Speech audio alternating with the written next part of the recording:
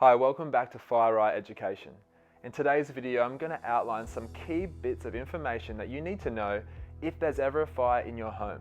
The first point to discuss, and what a lot of people aren't aware of, is that 80% of deaths in house fires actually come from smoke inhalation rather than from fire.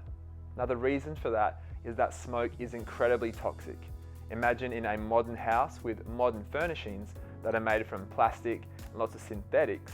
When that burns, the smoke is incredibly toxic, and after a few minutes of breathing that in, you'll become unconscious and unable to respond or self-extricate. It's important that you know this because if you try to put a fire out and there's a lot of smoke in that room, you need to consider that that smoke poses a very big risk to your health and safety. So I would consider not entering a room that has sufficient smoke in it. You should only ever enter a room to try and extinguish a fire if you've had the appropriate training, you know how to use a fire extinguisher, and you feel safe to do so. You are under no obligation to do anything. Of course, if you ever feel unsafe and there is a fire, you should call the appropriate emergency service number. In Australia, 000, in America, 911. It's important to remember that all big fires start as small fires. Let's just say you had an electrical fault in your house on a power board. It will take that little fire on average 4 minutes to become a big fire, for that room to become fully involved in fire. I'm talking about a normal size room in a normal size house. 4 minutes for that room to become fully involved with fire. Now consider that when you actually see that small fire, if you leave the room to go get an extinguisher or maybe some water, and then you come back several minutes later, the situation would have drastically changed. More smoke, more heat, a bigger fire.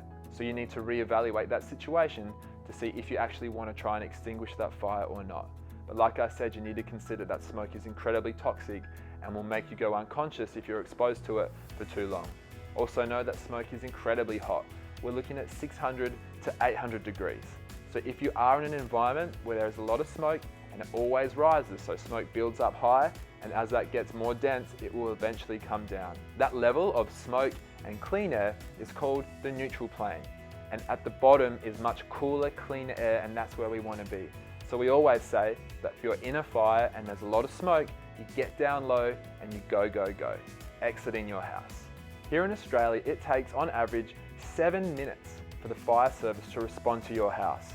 Now within that 7 minutes, and well before that fact, there's a lot that you can do to try and prevent fires happening in your house, but also respond to them if they do happen. Things like having working smoke alarms in your house will provide early warning of a fire. It will allow you to either respond to that or to evacuate your home with your family and any possessions, but you always want to prioritize life. If that fire is big and it's growing quickly, which it probably will be, just exit with your loved ones as fast as possible. Ring 000 or 911 or whichever emergency number is appropriate to where you live, and let them know where you are, your address, and tell them as much detail as you can. How big's the fire? Where is the fire? What's burning? Are there any other hazards we should be aware of? Are there still people inside, or are there any animals inside, and where are they exactly? By giving the fire service this information over the phone when you call them, they'll be able to make the best plan possible to execute on arrival to help rescue your loved ones or your possessions and try and minimize that fire spread. Now, hopefully by understanding these facts and by implementing these procedures, you'll be able to keep you and your family as safe as possible. Thanks for watching the video today. If you have any questions about anything we've discussed, please let me know in the comment section. You can also follow links to more detailed tutorials about some of the topics that we've discussed in the links on the screen.